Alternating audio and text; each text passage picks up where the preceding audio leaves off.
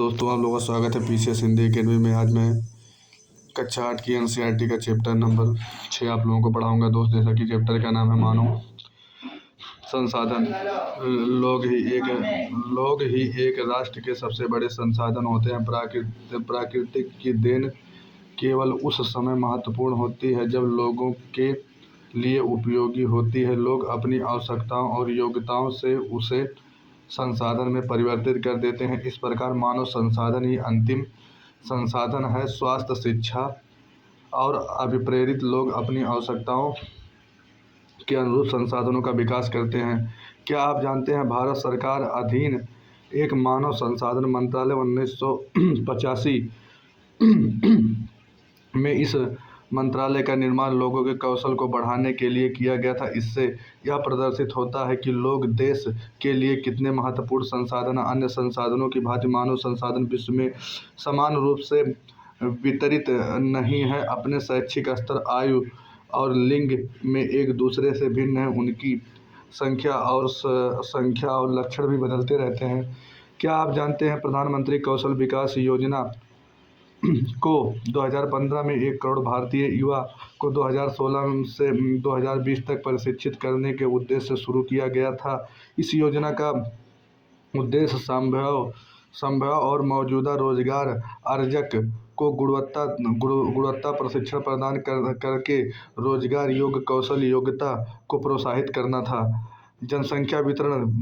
भूपृष्ठ पर जिस प्रकार लोग फैले हैं उसे जनसंख्या वितरण का प्रतिरूप कहते हैं। विश्व की जनसंख्या का 90% से अधिक भाग भूपृष्ठ पर लगभग 30% भाग निवास करता है। विश्व की जनसंख्या वितरण अत्यधिक असमान है। कुछ क्षेत्र बहुत घने बसे हैं, जो कि कुछ विरल क्षेत्र बसे हैं। दक्षिण और दक्षिण पूर्वी एशिया, यूरोप और उत्तरी अमेरिका घने बसे क्षेत्र हैं। उच्च अक्षांशीय क्षेत्र में उष्णकटिबंधीय मरुस्थल, उच्च पर्वतों, विषुवतीय वनों के क्षेत्र में बहुत घने लोग रहते हैं।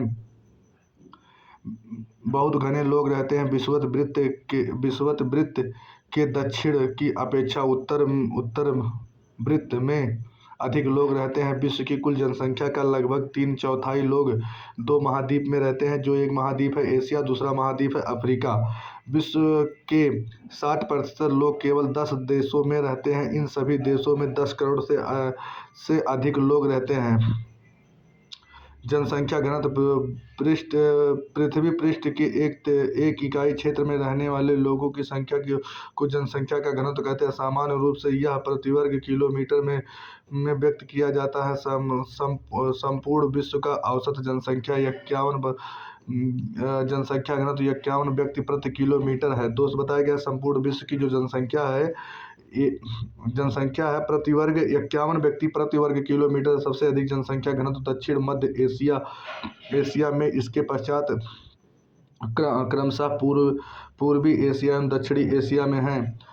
जनसंख्या वितरण को प्रभावित करने वाले कारक भौगोलिक कारक हैं। दोस्त, भौगोलिक कारक। स्थलाकृतियाँ। लोग सदैव पर्वतों के और पठारों की तुलना में मैदानी भागों में रहना पसंद करते हैं, क्योंकि ये क्षेत्र खेती, विनिर्माण और सेवा क्रियाओं के लिए उपयुक्त होता है। गंगा के मैदान में विश्व से सबसे अधिक घने बसे क्षेत्र हैं, जबकि एंडीज, आल्प्स और हिमालय जैसे पर्वत में विरल बसे हुए हैं।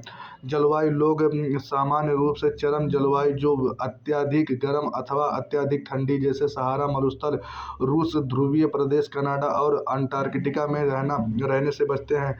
मृदा। उपजाऊ मृदा कृषि के लिए उपयुक्त भूमि प्रदान करती है। भारत में गंगा और ब्रह्मपुत्र, चीन में हवांग ही, चांग जियांग तथा मिस्र में नील जैसे उपजाऊ मैदान में घने बसे हुए क्षेत्र हैं। जल।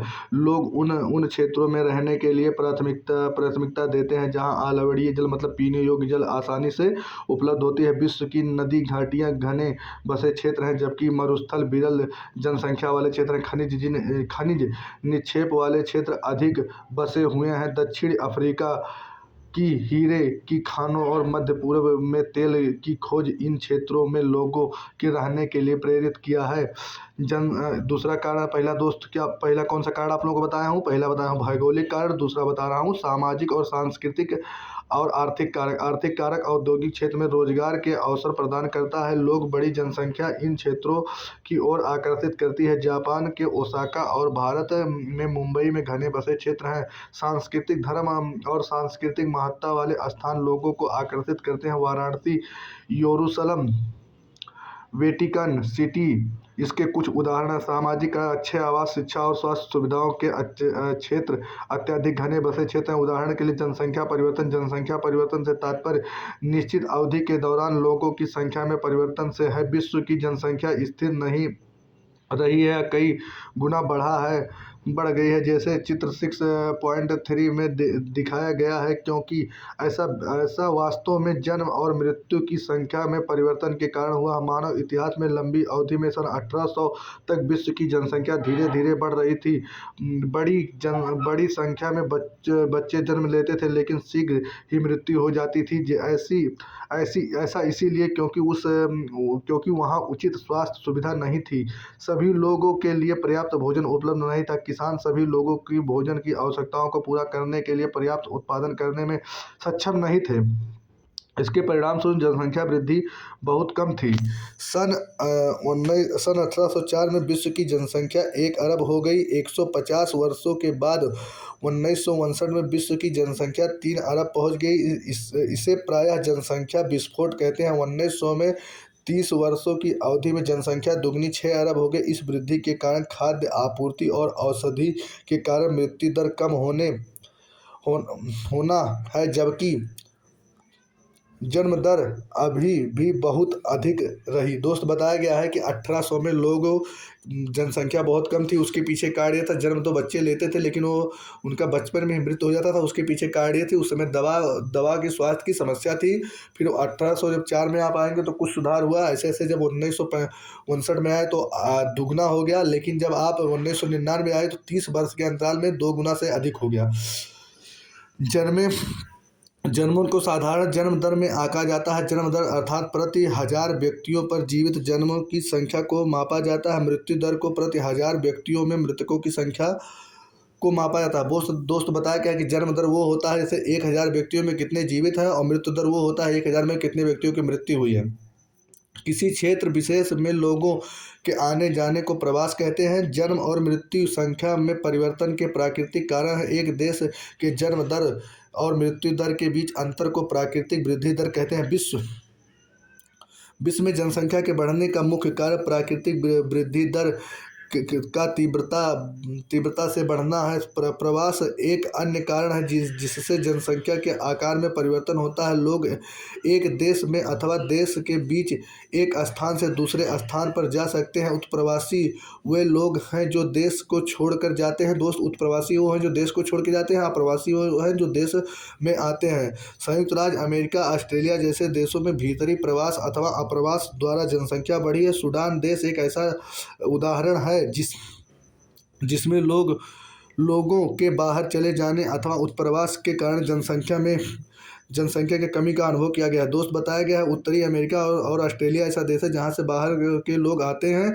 और दोस्त बताया कि सूडान ऐसा देश है जहां से के लोग बाहर जाने से वहाँ की जनसंख्या कम हो जाती है। अंतर्राष्ट्रीय प्रवास की सामान्य प्रवृत्ति यह है कि लोग अच्छे आर्थिक अवसरों की खोज में कम विकसित राष्ट्रों से अधिक विकसित राष्ट्रों में चले जाते हैं। देश के अंदर बड़ी संख्या में लोग रोजगार, शिक्षा और स्वास्थ्य सुविधा की खोज में ग्रामीण क्षेत्रों से नगरीय क्षेत्रों की ओर चले जाते हैं। जनसंख्या परिवर्तन के प्रतिरूप जनसंख्या वृद्धि दर विश्व में लगभग अलग अलग है।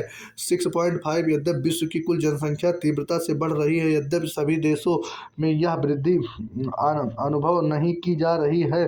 कुछ देशों जैसे केन्या में जनसंख्या वृद्धि दर ऊंची है। उन देशों में जन्म दर और मृत्यु दर दोनों उच्च हैं। हाल ही में स्वास्थ्य सेवाओं में सुधार के साथ मृत्यु दर कम हो गया है, परंतु जन्म दर अभी भी अधिक है, जिससे वृद्धि दर बढ़ रही है। अन्य देशों जैसे यूनाइटेड किंगडम में निम्न जन्म दर और मृत्यु दर अधिक के कारण जनसंख्या वृद्धि दर मंद है। जनसंख्या संगठन किसी देश की जनसंख्या में कितनी भी अधिक हो उसका उस देश में आर्थिक विकास के स्तर पर कुछ अंतर नहीं पड़ता। उदाहरण के लिए बांग्लादेश जापान अति घने बसे होने के कारण, लेकिन जापान बांग्लादेश से आर्थिक रूप में अधिक विकसित देश है।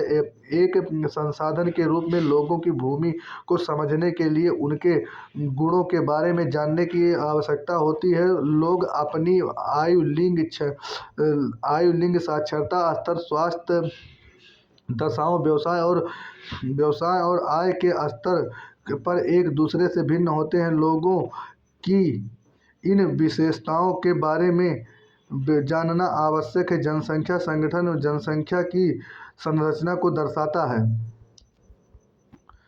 जनसंख्या संगठन हमारी यह जानने में सहायता करता है कि कितने पुरुष, कितनी स्त्रियां, वे किस आयु वर्ग के हैं, कितने शिक्षित हैं और वे किस प्रकार के व्यवसाय में लगे हैं, उनकी आय का स्तर क्या है और स्वास्थ्य दशाएं कैसी है। एक देश की जनसंख्या संगठन का अध्ययन करने की रुचिकर विधि जनसंख्या पिरामिड है, जिससे आयु लिंग पिरामिड भी कहते हैं। जनसंख्या पिरामिड दर्शाता है कुल जनसंख्या विभिन्न आयु वर्गों में विभाजित। उदाहरण 5 से 9, 10 से 14 कुल जनसंख्या प्रतिशत। इन वर्गों के प्रत्येक वर्ग में पुरुष और स्त्रियां विभाजित हैं। जनसंख्या पिरामिड का आकार विशिष्ट देश में रहने वाले लोगों की कहानी बताता है। उन बच्चों की संख्या 15 वर्ष से निचले भाग में दिखाई गई है। यह जन्म दर स्तर को दर्शाती है। ऊपर का आकार वृद्ध लोगों को 65 वर्ष से अधिक की संख्या को दर्शाया गया है। मृतकों की संख्या को दर्शाया गया है। जनसंख्या पिरामिड एक देश में आश्रित लोगों की संख्या को बताता है। युवा आश्रित लोग 15 से कम आयु के और वृद्ध आश्रित लोग 65 वर्ष से अधिक आयु के आश्रित जनसंख्या के अंतर्गत आते हैं। कार्यरत आयु वर्ग 15 से 65 वर्ग के लोगों की आर्थिक रूप से सक्रिय वर्ग में रखा गया है। एक देश की जनसंख्या पिरामिड जिनमें जन्म दर और मृत्यु दर दोनों ऊंचे आधार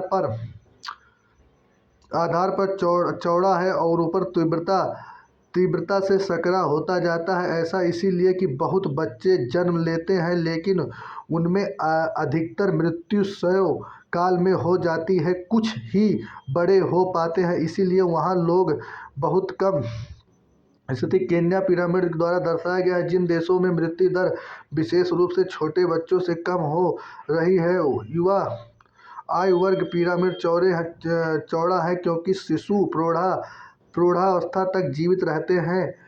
यह भारत के पिरामिड के दृष्टिगोचर होता है। इस प्रकार की जनसंख्या में युवा सापेक्ष अधिक है। इसका अर्थ है कि मजबूत और वर्धमान बढ़ती हुई श्रम शक्ति। कम जन्म दर वाले जापान जैसे देशों में आधार पर पिरामिड सकरा है। घड़ी मृत्यु दर के कारण अधिक लोग वृद्धि आय तक पहुंच जाते हैं। कुशल,